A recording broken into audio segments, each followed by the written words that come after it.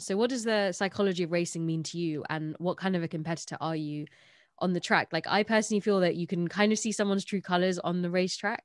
Do you kind of agree with that, or do you feel there's a correlation from what you've learned on the track and then how that's like impacted you off track with like your philosophies or your behaviors in like a personal and professional setting? I think that there is a direct correlation, to use your words, between a person's psychology and their character and how they perform in a race on a track.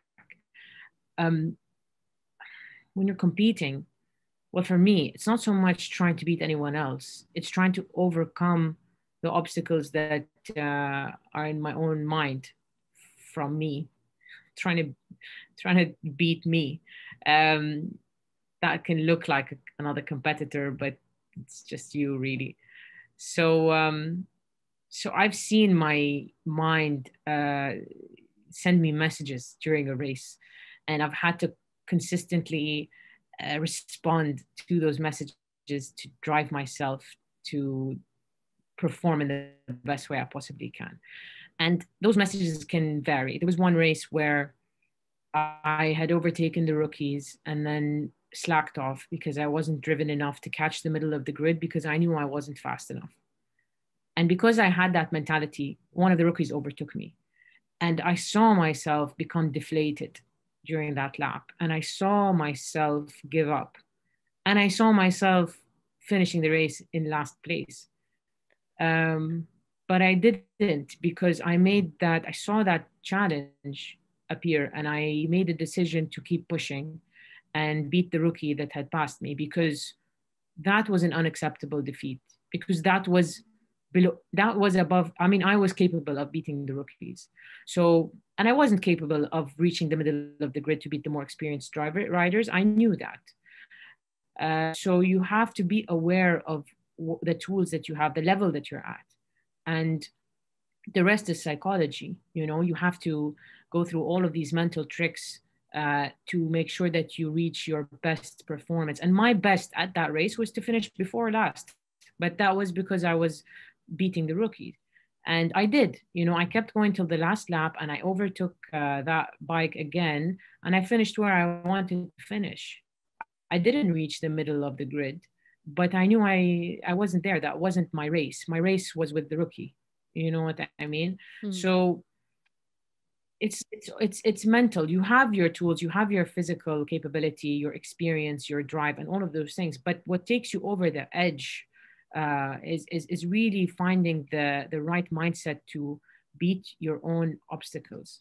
And the same thing with the rally. At some point, I was thinking, how did I think I could do this? You know, I reached a point in one of the stages where I felt challenged by the terrain. And that was a mental block. It was an obstacle. It was just something told me that I couldn't do it because I was afraid. And I had to overcome that thought, because in a cross country rally, there was no other competitor like the road. That wasn't my challenge. My challenge was this mountain that I had to cross. And that happened to be the form which my fear kind of exercised its energy with. And I said, no, I'm here because the doors have all been opened for me to be here, which means, you know, at the end of the day, I have faith and I trust that I wouldn't be anywhere where I couldn't handle something. I wouldn't be in a situation I couldn't handle. So that thought dissolved my doubt that I should be there. And when the doubt dissolved, I finished the race. You just have to have that conviction that you are where you're meant to be. And I had that conviction because I knew that the whole road that led me to the race, I had done from an intention that was harnessed toward improvement and growth and crossing boundaries. I didn't intend to go to the race so I can beat everybody and, you know, these other reasons that maybe aren't so concrete. The reasons that took me there had substance to me. So I trusted the path me to that position.